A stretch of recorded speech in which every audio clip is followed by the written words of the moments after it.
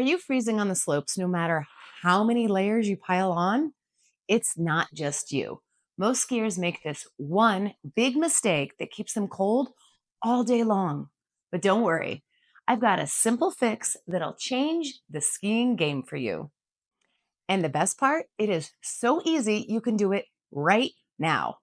Let me show you. Okay, here's the deal. Most skiers don't realize how much heat escapes from their head and neck while skiing. Yes, it's a myth that we lose half our body heat through our head. That's totally been debunked. But still, there's a lot of exposed skin on your face, your head, and your neck, and that can really chill you to your core when that wind starts whipping on a chairlift. Even if you're wearing a helmet, you're probably losing tons of heat through the gaps around your face and underneath your ear flaps and your chin and your cheeks. That's where this comes in.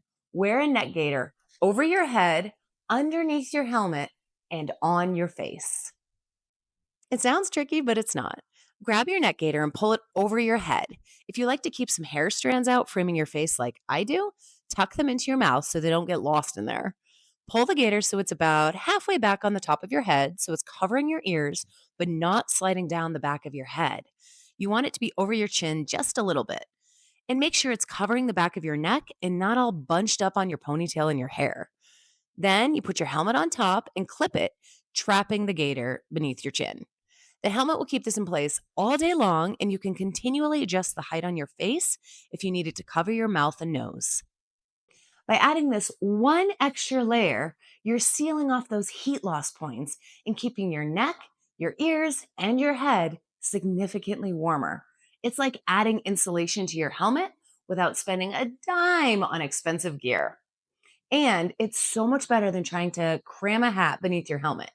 Not only does that feel really weird and bulky, but a thick hat can make your helmet fit improperly and affect its safety performance, which is obviously not good. Pro tip: use a thin fleece or merino wool gaiter. They're lightweight, breathable, and still super warm. Trust me, you'll notice the difference the moment you step outside. And just like that, you've solved one of the biggest mistakes in skiing out there. But we're not done yet. Stick around because I've got even more tips to keep you warm on the slopes.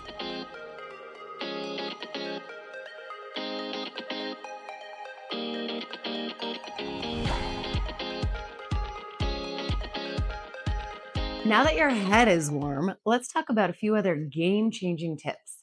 These tricks are simple, but make a massive difference in keeping you warm and comfortable all day long while you're skiing.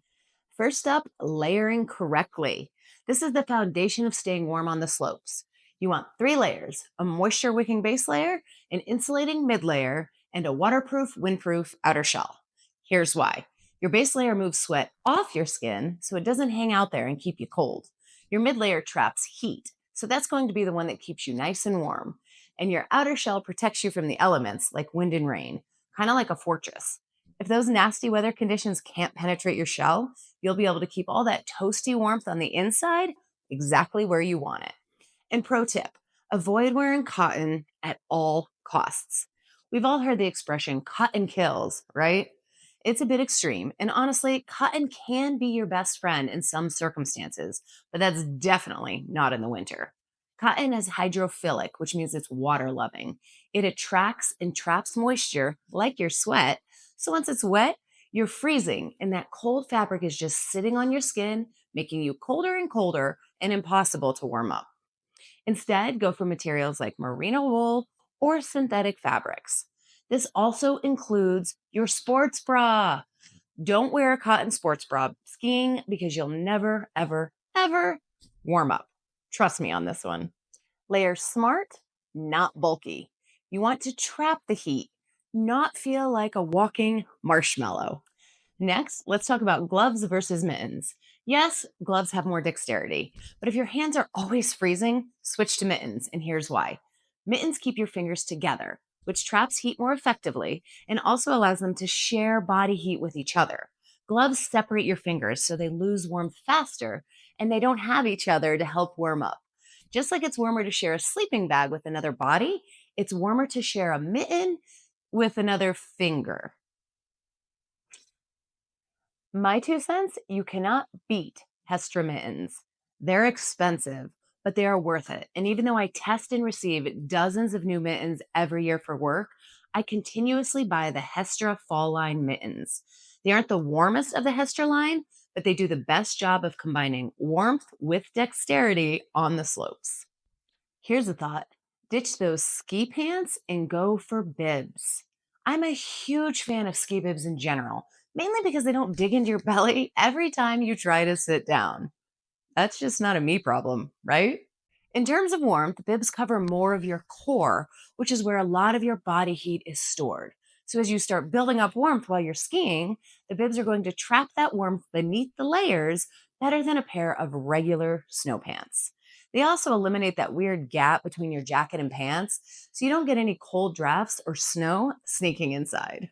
Keeping your extremities warm is hard, especially as a woman, and it's even tougher while skiing. But if you haven't tried hand and toe warmers, you're missing out. These little guys are lifesavers on extra cold days, and they're affordable, especially if you buy them at Costco. I just bought a box of 40 packages of hand warmers for $11. That is tough to beat. And they're really easy to use. You just take them out of the package, shake them to activate them, and pop them in your gloves and boots. Voila, you've got hours of toasty warmth.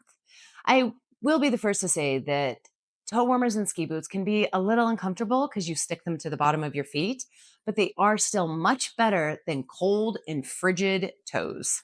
If you decide that you need a more long term solution, you can always invest in a long term product like heated socks or even heated ski boots. Since I live in Aspen and ski at least 50 to 60 days per season, I splurged on a Surefoot custom heated boot a few years ago, and it's been the best thing I've ever done. There is some sticker shock, but I view it as a buy once, cry once scenario. They'll last for years, and those heated boots make my ski days that much more fun. Finally, let's talk about your ski boots and your ski socks. Your feet are often the first things to freeze while skiing, and that's a problem because you're pretty reliant on them while speeding down the slopes. If your boots are too small, your feet will get cold because the tight boots can cut off your circulation. But big boots make it nearly impossible to ski because your feet are banging around inside the plastic. A proper fitted ski boot is critical. I recommend seeing a boot fitter before you buy your ski boots and especially before you snag a pair offline. I've seen all of those sizing charts floating around the internet, and they are almost always inaccurate on sizing. For example, I wear a women's street shoe size 8.5, and those charts put me in a Mondo size 24.5 or even 25.5. But in reality, I wear a 23.5 Mondo. That is a big difference. So here's the trick: wear thin, moisture wicking ski socks. Thick socks can actually make your boots too tight and trap sweat, which makes your feet even colder. And don't forget to keep your base layers out of your ski boots. You want to pull them up so they rest above your ski boot and not inside, minimizing any bunching fabric or wrinkles. I personally will only ski in 3/4 length base layers for this reason. But if you only own longer ones, that totally works too. Happy feet mean a happy skier. So don't skip this step. All right, let's recap. Fix the big mistake with the neck gaiter, layer smart, switch to mittens, go for bibs, use hand warmers, and make sure your ski boots and socks fit properly. These tips are simple, but they'll make a huge difference in keeping you on the ski slopes for longer. If you've got your own tricks for staying warm, drop them in the comments below. I would love to hear them, and I'm always looking for new ones. And don't forget to subscribe for more tips to make your time on the ski slopes even better. Now go crush it out there and stay warm. Thanks for watching. I'll see you on the slopes.